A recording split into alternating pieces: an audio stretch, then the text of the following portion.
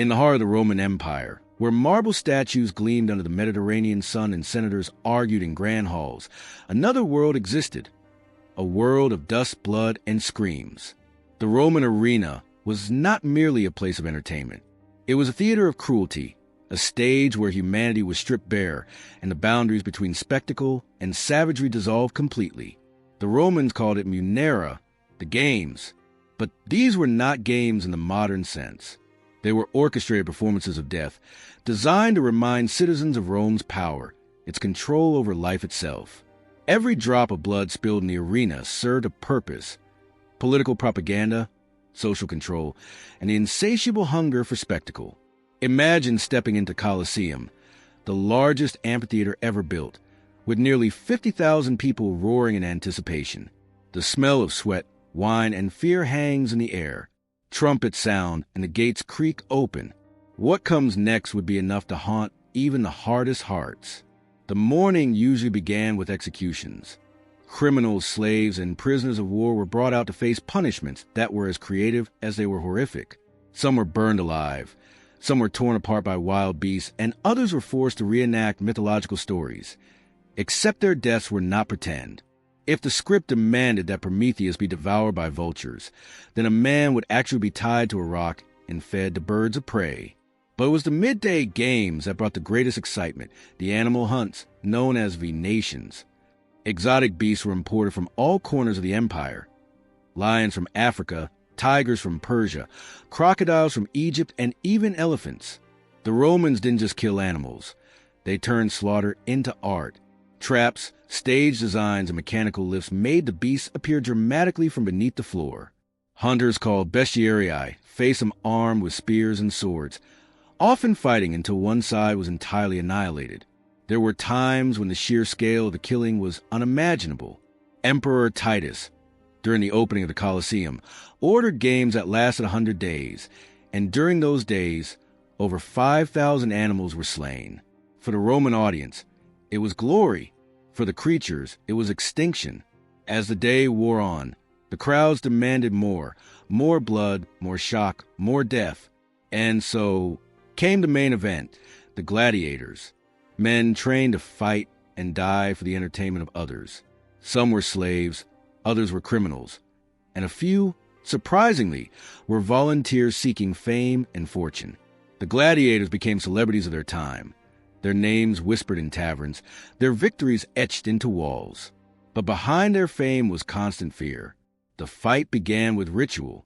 The gladiators saluted the emperor, saying, "Ave, Caesar. Those who are about to die salute you." And with that, the gates closed and only steel and blood spoke. The crowd cheered with every wound, every scream, every swing of the sword. When one fighter fell, the emperor or the crowd decided his fate. Thumbs up or thumbs down.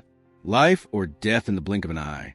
But there were moments when the spectacle went too far, even for Rome. Under Emperor Domitian, games included dwarfs forced to fight to the death, and women gladiators were paraded in the arena as objects of ridicule. Children of condemned criminals were sometimes thrown to beasts to make the punishment complete. One emperor, Commodus, the same man portrayed in the movie Gladiator, took it to another level. He fancied himself a god of the arena, personally stepping into the Colosseum to kill helpless opponents. He slaughtered hundreds of animals, beheaded ostriches for fun, and demanded that the crowd worship him as Hercules reborn. By this time, the games were no longer about bravery or honor. They had become a symbol of the empire's moral decay. The boundaries of entertainment and atrocity had vanished. Rome's soul was bleeding in the sand. Among the most gruesome spectacles was a type of execution called damnatio ad bestias, meaning condemnation to beasts. It was reserved for traitors, deserters, and Christians. Victims were stripped naked, smeared with blood, and chained in the arena. Then, starving lions or leopards were unleashed. The audience roared as the animals tore their victims apart. For them, it was justice. For history, it was horror. One recorded incident under Emperor Nero was particularly horrifying. To punish Christians accused of arson, he ordered them to be dressed in animal skins and mauled by dogs. Others were crucified and set on fire to serve as living torches at night. These were not stories of myth. They were real events, witnessed by thousands, applauded by citizens who saw it as divine vengeance. Over time, the games became larger and more extravagant.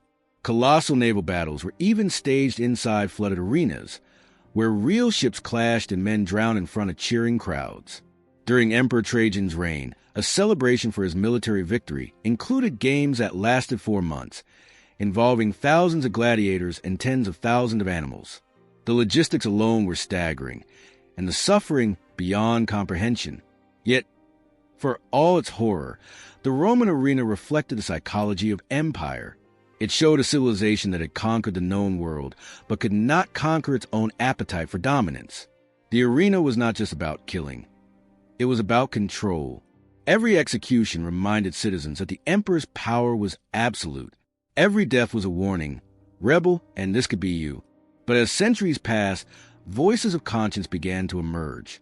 Philosophers like Seneca condemned the games, calling them a moral sickness. Early Christians refused to attend, denouncing the bloodlust as an offense to God. Slowly, the tides of culture began to turn. By the 5th century, the games were fading, and in 404 AD, the last known gladiatorial combat took place, after a monk named Telemachus jumped into the arena to stop the fight and was stoned to death by the enraged crowd. His sacrifice shocked the emperor enough to finally ban the games. The Colosseum, once filled with cheers and screams, fell silent. Its arches still stand today, scarred, weathered, but unbroken. Beneath its ruins, archaeologists have found evidence of cages, chains, and pulleys used to hoist animals into battle. Every stone carries echoes of the lives lost, the cries silenced by sand and time. When we look back at ancient Rome, it's easy to admire its architecture, its art, its law, and its language. But beneath the marble lies a darker truth, a civilization that fed on its own cruelty, mistaking barbarity for entertainment. The arena was Rome's mirror, reflecting both its grandeur and its depravity. It's hard to imagine a world where mass slaughter was celebrated, but perhaps, in some ways, humanity hasn't changed as much as we'd like to think. The hunger for spectacle, for shock and sensation, still lives on, just in different forms. The difference is that today, we can look back and learn. We can choose empathy over cruelty, history over horror. The Colosseum stands as both a monument and a warning. It tells us that even the mightiest empires fall when their hearts grow numb to suffering. Rome's most brutal and inhumane arena spectacles were not just acts of violence.